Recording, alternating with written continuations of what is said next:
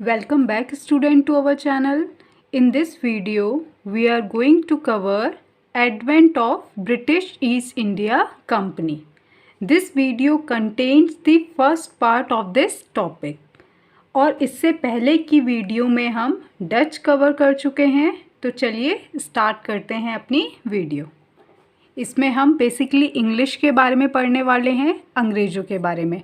Portuguese हम cover कर चुके हैं। अगर हम बात करें किस सीक्वेंस में यूरोपियंस इंडिया आए थे, तो सबसे पहले पोर्तुगीज़, जिसे हमने कवर कर लिया, देन डच, इसको भी हम कवर कर चुके हैं। आज हमें कवर करना है इंग्लिश, अंग्रेज, जिनको ब्रिटिशर्स भी बोला गया है। देखते हैं। Arrival of the British and the establishment of British East India Company was the outcome of Portuguese traders who earned enormous profit by selling their merchandise in India। देखिए क्या किस चीज़ से बेसिकली ब्रिटिशर्स को लगा या अंग्रेज़ों को लगा उन्हें भारत आना चाहिए, जब उन्होंने पोर्तुगीज़ को ट्रेड करते देखा और उस ट्रेड से उन्हें प्रॉफिट कमाते देखा, तो उन्हें भी लगा कि हमें भी क्या करना चाहिए, किस तरफ अपना रुख मोड़ना चाहिए, भारत की तरफ, और वहाँ हमें ट्रेड करना चाहिए।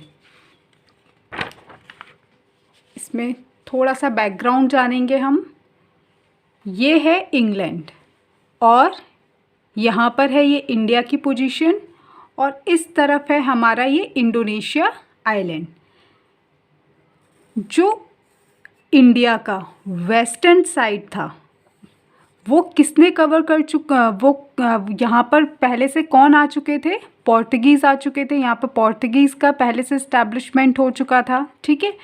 इसके बाद हमारे डच आए, डच के बाद अब कौन आ रहे हैं, हमारे ब्रिटिशर्स आ रहे हैं।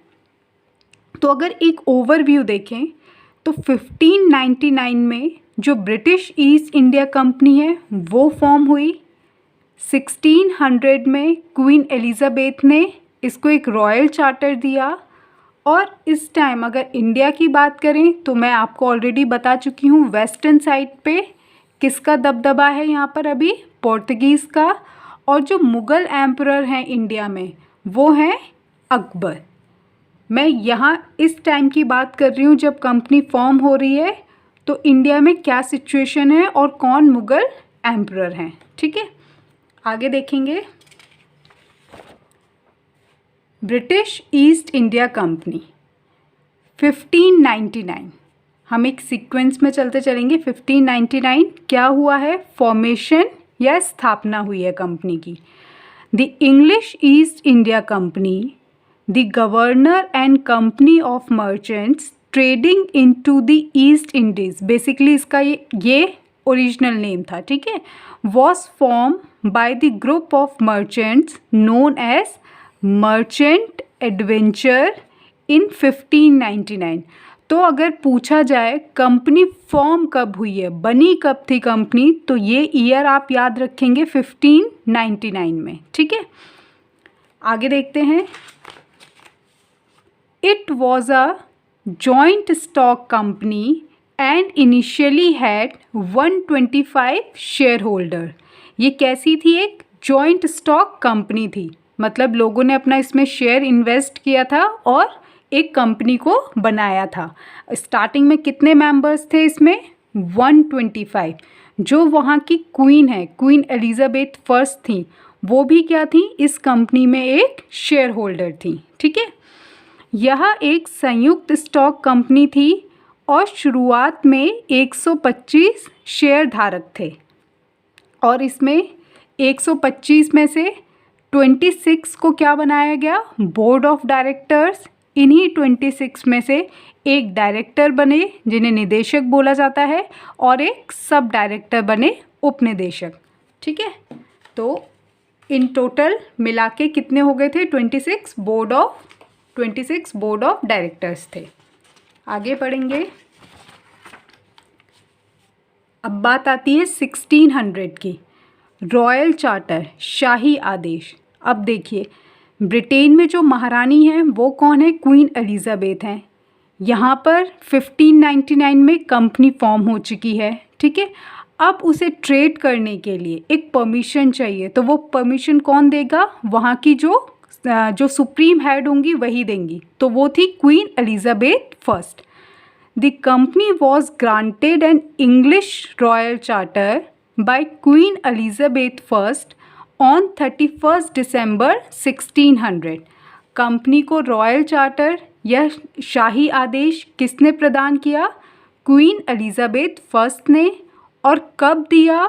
31 दिसंबर 1600 में। दोनों ही पॉइंट क्या है? बहुत इंपॉर्टेंट है, इन दोनों से ही क्वेश्चंस बनते हैं। नेक्स्ट देखते हैं, the charter was given for 15 years to trade in East. जो ये चार्टर दिया गया, ये कितने साल के लिए दिया गया? ये दिया गया 15 ईयर्स के लिए, ठीक है। पूर्व के साथ व्यापार के लिए 15 वर्षों के लिए अधिकार पत्र प्रदान किया गया था। And during this time other trading companies established by the Portuguese, Dutch, French and Danish were similarly expanding in the region। जब इस टाइम पे चार्टर दे दिया गया है ब्रिटिश ईस्ट इंडिया कंपनी को, उसी टाइम पे, उससे पहले या उसी टाइम तक क्या हो रही हैं? जो हमने देखा पोर्तुगीज़, डच, फ्रेंच या डेनिश, ये सब भी क्या हो रही हैं? एक्सपेंड हो रही हैं, ठीक है। इस समय के दौरान पुर्तगाली, डच, फ्रांसीसी और डेनिश द्वारा स्थापित अन्य व्यापारिक कंपनियां इसी तरह क्षेत्र में विस्तार कर रही थी, ठीक है। तो आप एक ओवरव्यू मान के चलना, बाकी कंपनियां भी क्या हो रही हैं? एक्सपेंड कर रही हैं। आगे पढ़ते हैं, इंग्लैंड एंड स्पेन। अब थोड़ा सा हिस्ट्री को जानते हैं इंग्लैंड और स्पेन की। इन 1577 Francis dark set out on an expedition from England to plunder Spanish settlement in South America in search of gold and silver। देखिए, अगर आपने पहले की वीडियोस में देखा है तो मैंने वहाँ पर पोर्तुगीज़ और स्पेनिश के बारे में थोड़ा क्लियरली बताया है कि एक टाइम पे क्या था, स्पेन और पोर्तुगीज़ ही दो ऐसी कंट्रीज़ थी जो क्या कर रही थी? पूरे वर्ल्ड में ट्रेड कर रही थी। इवन इन्होंने पूरे वर्ल्ड को क्या किया था? दो पार्ट्स में डिवाइड कर दिया था। जो वेस्टर्न पार्ट था वो स्पेन की तरफ था, मतलब स्पेन यहाँ ट्रेड करेगा, और जो ईस्टर्न पार्ट होगा वर्ल्ड का, वहाँ पर कौन ट्रेड करेगा? पोर्तुगीज़ ट्रेड करेंगे। अब क्या हुआ है? अब इंग्लैंड भी इस फील्ड में उतर चुका है, ठीक है। तो सबसे पहले इंग्लैंड की तरफ से 1577 में एक फ्रांसिस डार्क थे, वो कहाँ पहुँचते हैं? साउथ अमेरिका पहुँचते हैं, ब्राज़ील वाला एरिया, ठीक है, वहाँ पहुँचते हैं। यहाँ पर वो देखते हैं स्पेन के लोग किस तरीके से यहाँ ट्रेड कर रहे हैं, किस तरीके से यहाँ से मुनाफा कमा रहे हैं, ये सारी चीज़ें वो नोटिस करते हैं। 1577 में फ्रांसिस ड्रेक ने सोने और चांदी की तलाश में दक्षिण अमेरिका में स्पेनिश बस्तियों को लूटने के लिए इंग्लैंड से एक अभियान पर निकले, ठीक है। आगे देखते हैं, victory over Spanish Armada 1588।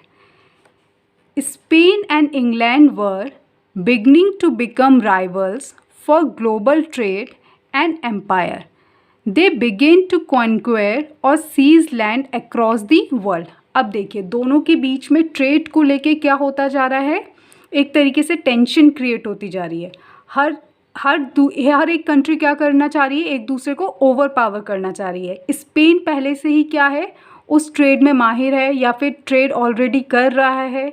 England इस फील्ड में अब उतर रहा है और क्या करना चाह रहा है? स्पेन को दबाना चाह रहा है। Spanish Armada was a fleet of 130 ships which tried to invade England and Netherlands। Spanish Armada क्या थी? एक फ्लीट थी जिसमें कितनी शिप्स थी? 130 शिप्स थी, और ये सारी की सारी शिप्स कहाँ मूव कर रही थी? किसको कैप्चर करने के लिए? इंग्लैंड और नीदरलैंड को। लेकिन क्या होती है? इस फ्लीट की हार होती है। आगे देखेंगे, Soon after the defeat of the Spanish Armada in 1588, The captured Spanish ships with their cargoes enabled English voyagers to potentially travel the globe in search of riches. 1588 में स्पेनिश आर्मडा की हार के तुरंत बाद अपने माल के साथ कैद किए गए स्पेनिश जहाज़ों ने धन की तलाश में संभवतः विश्व यात्रा करने के लिए अंग्रेजी वॉयर्स को सक्षम किया। ठीक है, अब देखते हैं 1593 की बात करते हैं। हमने जो अभी इससे पहले जो ब्रिटिश ईस्ट इंडिया कंपनी पढ़ी थी कि कब इस्टेब्लिश हुई, वो हुई थी 1599 में। हम उससे थोड़ा सा पहले की बात कर रहे हैं 1593 की।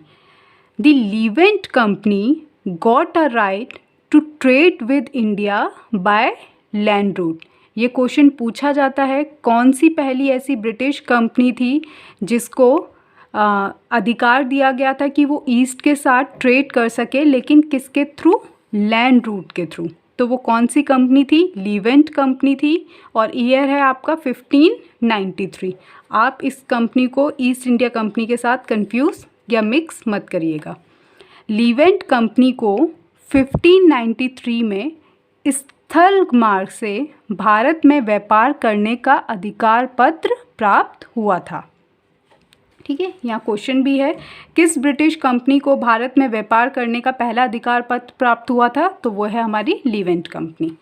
आगे देखते हैं 1599। इसी ईयर में क्या फॉर्म हुई है हमारी? East India company, British East India company.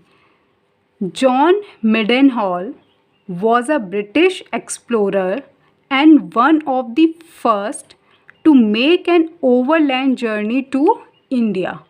अगर पूछा जाए कौन सा ब्रिटिश ऐसे ब्रिटिशर का नाम बताइए जिसने लैंड रूट से भारत की यात्रा करी, तो वो हैं जॉन मिडेनहॉल। जॉन मिडेनहॉल एक ब्रिटिश खोजकर्ता थे और भारत में पहली स्थल यात्रा करने वाले व्यक्ति थे। ठीक है, क्वेश्चन बनता है यहाँ पर, पहला ब्रिटिश यात्री जो भारत आया, तो वो हैं जॉन मिडेनहॉल। आगे देखेंगे इसमें ब्रिटिश ईस्ट इंडिया कंपनी का एक बार ओवरव्यू देखते हैं। इंग्लैंड की बात करते हैं, 1599 की बात हो रही है। क्वीन है वहाँ की क्वीन एलिजाबेथ फर्स्ट। इस टाइम पे कंपनी फॉर्म हो चुकी है। ठीक है, और अगर इसी टाइम पे 1599 में यहाँ इंडिया की बात करें तो मुग़ल एम्परर हैं यहाँ पर अकबर। ठीक है, अब 1600 की बात करते हैं। 1600 में क्वीन एलिजाबेथ ने इस कंपनी को, ईस्ट इंडिया कंपनी को रॉयल चार्टर दे दिया था। और यहाँ प्रेजेंट डे बात करें, उस टाइम की बात करें इंडिया में, तो मुग़ल एम्परर हमारे अकबर हैं और पोर्तुगीज़ और डच ऑलरेडी इंडिया में सेटल्ड हो चुके हैं। आगे देखेंगे, अब इतनी चीज़ें आप दिमाग में रखिएगा। आगे देखते हैं 1601 से 1603। The English East India Company first set out in 1601 to make a profit by engaging in lucrative spice trade in Indonesia। देखिए 1600 में क्या हुआ था, इसे रॉयल चार्टर मिल गया था। अब 1601 में ये क्या कर चुकी है, निकल चुकी है। ठीक है, ट्रेड के लिए निकल चुकी है, लेकिन ये सबसे पहले भारत नहीं आती। ये सबसे पहले ये कंपनी कहाँ पहुँचती है? इंडोनेशिया। ठीक है, सबसे पहले ये किस में ट्रेड करना चाह रही है? स्पाइस में ट्रेड करना चाह रही है और इंडोनेशिया पहुँचती है। और एक और मेन रीज़न था इंडिया ना आने का, क्योंकि यहाँ पर क्या है, ऑलरेडी पोर्तुगीज़ ने अपना सेटलमेंट किया हुआ है। इंग्लिश ईस्ट इंडिया कंपनी पहले मसाला व्यापार से लाभ कमाना चाहती थी, इसलिए 1601 में पहली यात्रा इंडोनेशिया की। आगे देखते हैं, East India Company hoping to break the Dutch monopoly of the spice trade in Indonesia. हमने पढ़ा था, जब हमने डच पढ़ा था, कि डच की किस पे मोनोपोली हो गई थी और डच कहाँ पे किस पे ज़्यादा फोकस कर रहे थे? इंडोनेशिया पे फोकस कर रहे थे और वो वहीं सेटल्ड थे ज़्यादा। कंपनी इंडोनेशिया में मसाला व्यापार के डच एकाधिकार को तोड़ने की उम्मीद कर रही थी। मैप के थ्रू समझते हैं। ये इंग्लैंड है, यहाँ हमारा ये इंडिया और इस तरफ है डच। 1601 में क्या हुआ है, ईस्ट इंडिया कंपनी किस तरफ मूव करती है, इंडोनेशिया की तरफ मूव करती है, जहाँ पे ऑलरेडी क्या है, डच बैठे हुए हैं।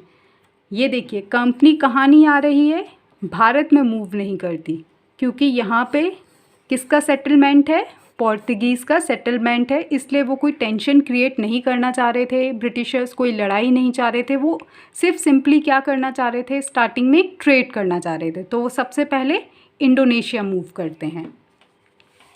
आगे देखेंगे।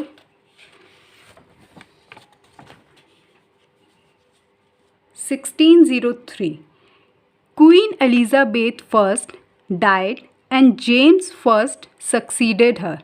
अब इंग्लैंड में क्या हो चुका है, 1603 में क्वीन एलिजाबेथ की मृत्यु हो गई है और वहाँ के दूसरे जो सम्राट बने हैं वो कौन बने, जेम्स फर्स्ट।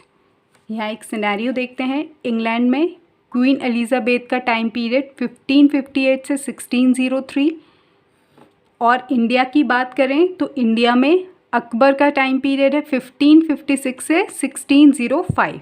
ठीक है, मतलब 1603 में क्या हो चुकी है, यहाँ पे क्वीन एलिजाबेथ की डेथ हो गई है। इसके बाद इन्हें किसने सक्सीड करा, जेम्स फर्स्ट ने। इनका टाइम पीरियड है 1603 से 1625। ठीक है, और यहाँ पे इंडिया में 1605 में क्या हो चुकी है, अकबर की डेथ हो चुकी है, और अकबर को किसने सक्सीड किया है, जहांगीर ने। इनका टाइम पीरियड है 1605 से 1627। जब कंपनी फॉर्म हुई 1599 में, तब कौन थे इंडिया में, मुग़ल एम्परर अकबर है। रॉयल चार्टर मिला है, तब भी मुग़ल एम्परर कौन है इंडिया में, अकबर हैं। जेम्स फर्स्ट आ चुके हैं इंग्लैंड में, तब भी इंडिया में मुग़ल एम्परर उस टाइम पे कौन है, अकबर हैं।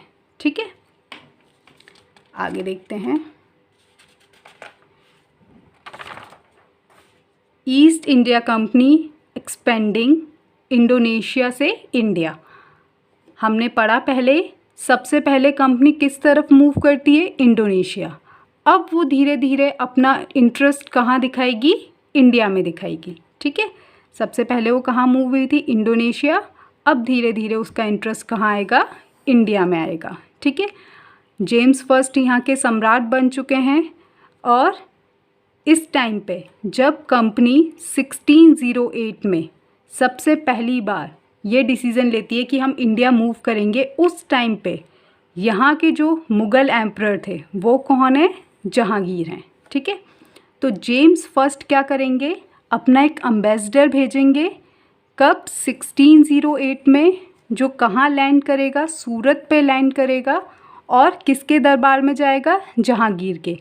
लेकिन देखिए, जब जेम्स फर्स्ट अपना एम्बेसडर भेजते हैं कैप्टन हॉकिंस को, जेम्स फर्स्ट या कैप्टन हॉकिंस को भी नहीं पता होता है कि मुग़ल एम्परर चेंज हो चुके हैं। वो अभी तक यही सोचते थे कि इंडिया में मुग़ल एम्परर कौन है, अकबर होंगे।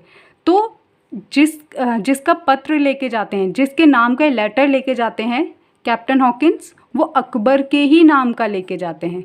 तो यहाँ क्वेश्चन बनता है, अगर आपसे पूछा जाए कि वो किसके नाम का लेटर लेके आए थे कैप्टन हॉकिंस, तो वो अकबर के नाम का लेटर लेके आए थे। लेकिन किस मुग़ल एम्परर के दरबार में गए, तो मुग़ल एम्परर हैं जहांगीर। तो कंफ्यूज मत होइएगा।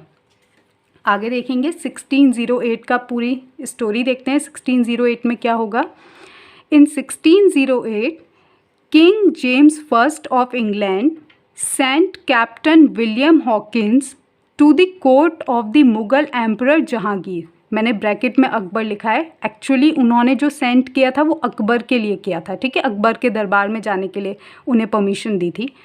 To obtain permission to establish a factory at Surat. देखिए, सबसे पहले जब विलियम हॉकिंस आते हैं या फिर हम ब्रिटिश ईस्ट इंडिया कंपनी की बात करें तो ये क्या कर रहे हैं, बहुत ही फंक्शनल तरीके से अब परमिशन मांग रहे हैं, फिर क्या करना चाह रहे हैं, ट्रेड करना चाह रहे हैं, लेकिन एंड में क्या हो जाएगा, पूरे सिनेरियो ही चेंज हो जाएगा। ठीक है, तो obtain permission to establish a factory at सूरत।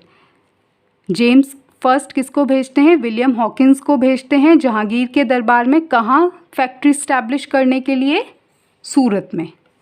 1608 में इंग्लैंड के राजा जेम्स फर्स्ट ने सूरत में एक कारखाना स्थापित करने की अनुमति प्राप्त करने के लिए कप्तान विलियम हॉकिंस को मुगल सम्राट जहांगीर अकबर के दरबार में भेजा।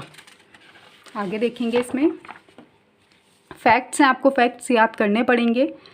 Captain Hawkins commanded the ship Hector, जिसे रेड ड्रैगन भी बोला गया है, and arrive in Surat in August 1608। Question बनता है यहाँ से, कैप्टन हॉकिंस किस शिप में बैठ के आए थे, तो उस शिप का नाम है हेक्टर या फिर उसे रेड ड्रैगन के नाम से भी बोला जाता है। और सूरत कब लैंड हुए थे, तो अगस्त 1608 में। He was able to reach Agra on April 1609 with William Finch। किसके साथ ये आगरा पहुँचे, विलियम फिंच के साथ ये आगरा पहुँचे। कब, 1609 में। जब ये सूरत लैंड करते हैं तो इवन पोर्तुगीज़ इनके सामने बहुत डिफ़िकल्टी क्रिएट करते हैं कि ये कहाँ ना जा पाएँ, दरबार में ना पहुँच पाएँ। William Hawkins was well versed in Turkish and Persian language. He was able to persuade the emperor to grant a commission for an English factory at सूरत। देखिए, विलियम हॉकिंस को ही क्यों भेजा गया था, अगर बात करें मुग़ल दरबार में विलियम हॉकिंस को ही क्यों भेजा गया, इनको ही क्यों चुना गया था, तो वो इसलिए चुना गया था, ये टर्किश और पर्शियन लैंग्वेज बहुत अच्छी तरीके से जानते थे। ये एक मेन रीज़न था इनको चूज़ करने का एज अ एम्बेसडर। ठीक है, और फाइनली वो क्या कर लेते हैं, इवन जहांगीर से परमिशन भी ग्रांट कर लेंगे। हॉकिंस तुर्की और फ़ारसी भाषा का अच्छा ज्ञाता था। वह सूरत में अंग्रेजी कारखाने स्थापित करने के लिए शाही अनुमति प्राप्त करने में सफल रहा। ठीक है, आगे देखेंगे।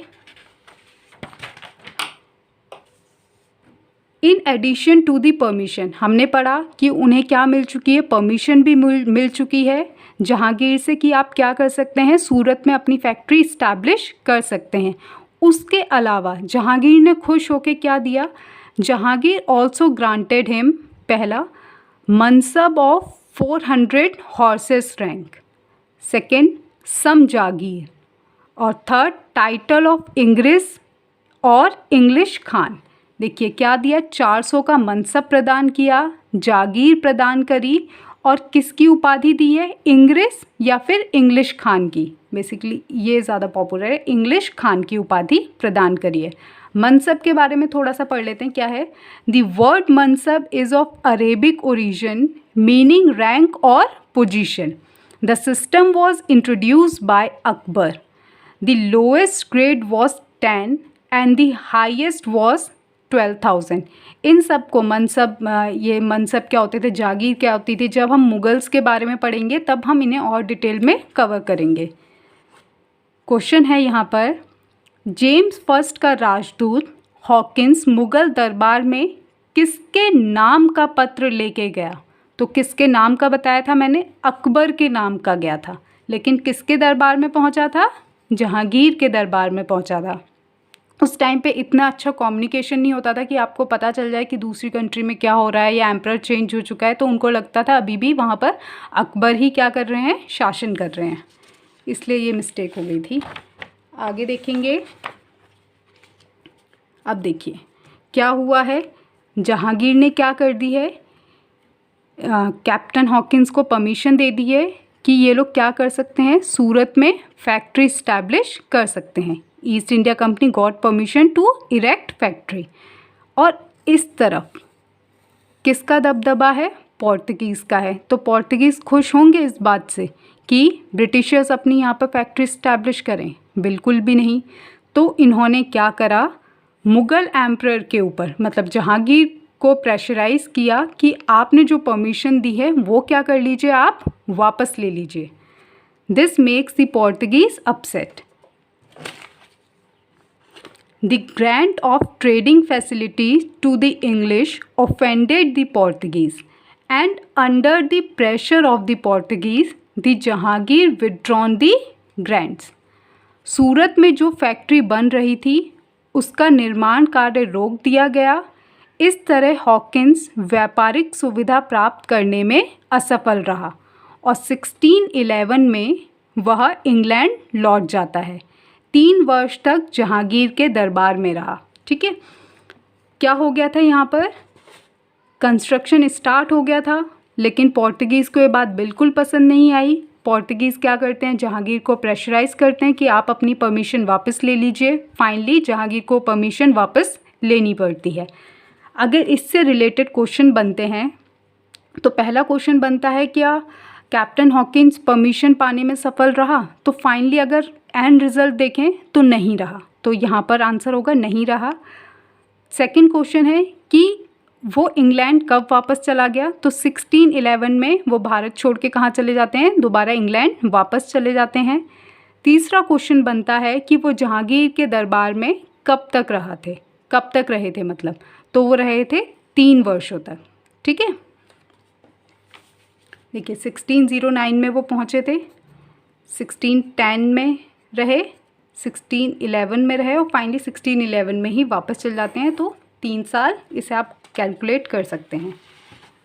आगे देखेंगे 1611 में देखते हैं क्या हुआ है।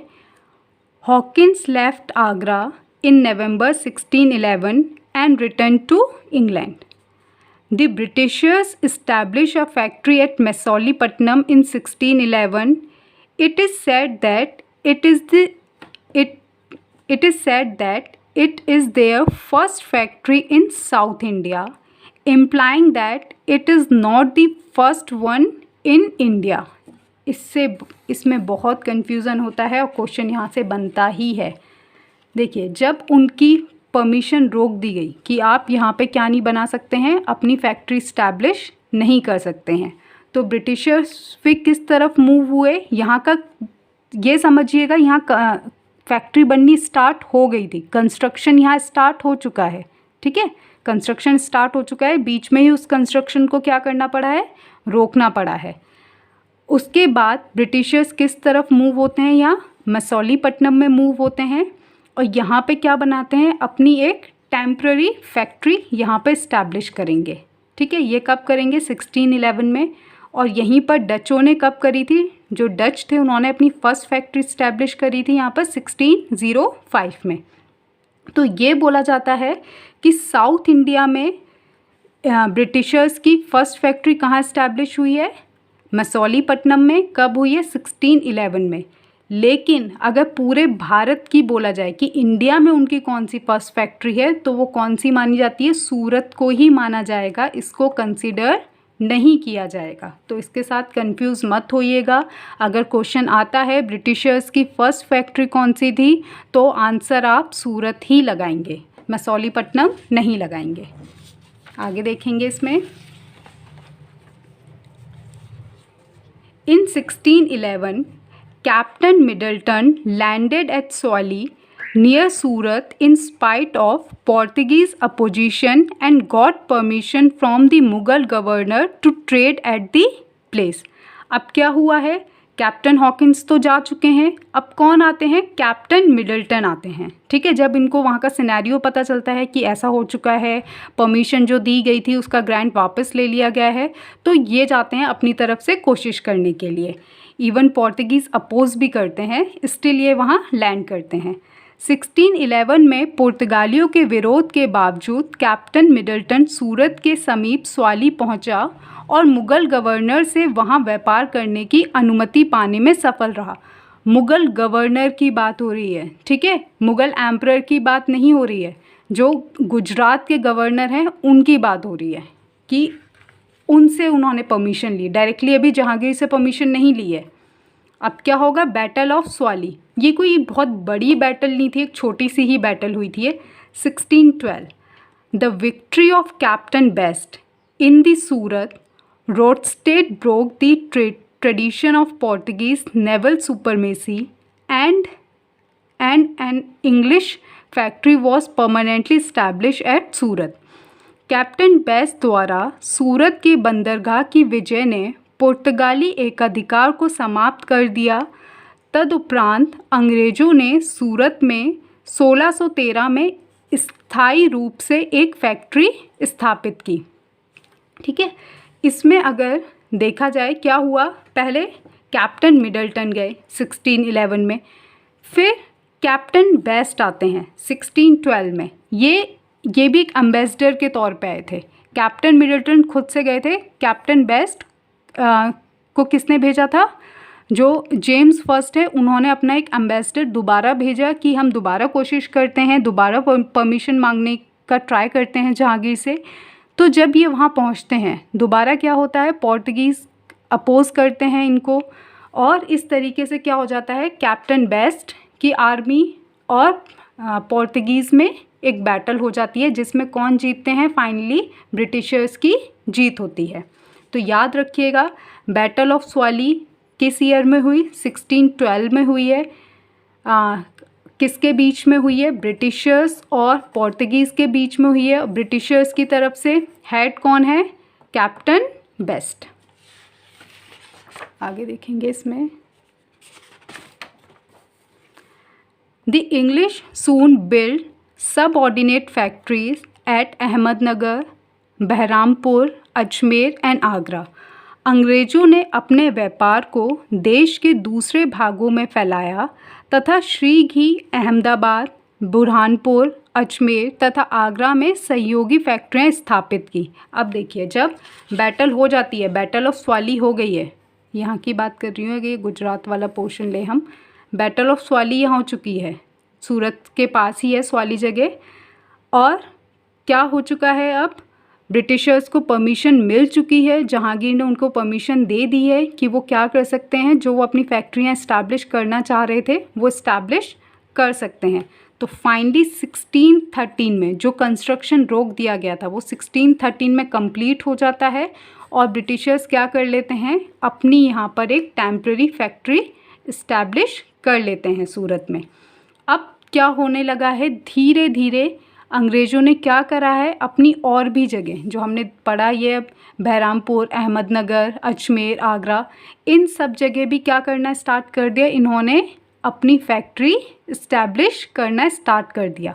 देखिए, ब्रिटिशर्स ने एकदम आके अटैक नहीं किया था। अगर हम देखें, सबसे पहले वो कहाँ पहुँचे थे, इंडोनेशिया पहुँचे थे। यहाँ से वो स्पाइस का ट्रेड करना चाहते थे, और इंडिया से, इस रीजन से वो क्या करना चाहते थे, बेसिकली कॉटन का ट्रेड करना चाहते थे। स्पाइस में ऑलरेडी कर रहे थे, अब उन्होंने अपना अपना ट्रेड किस तरफ शिफ्ट किया, कॉटन की तरफ किया।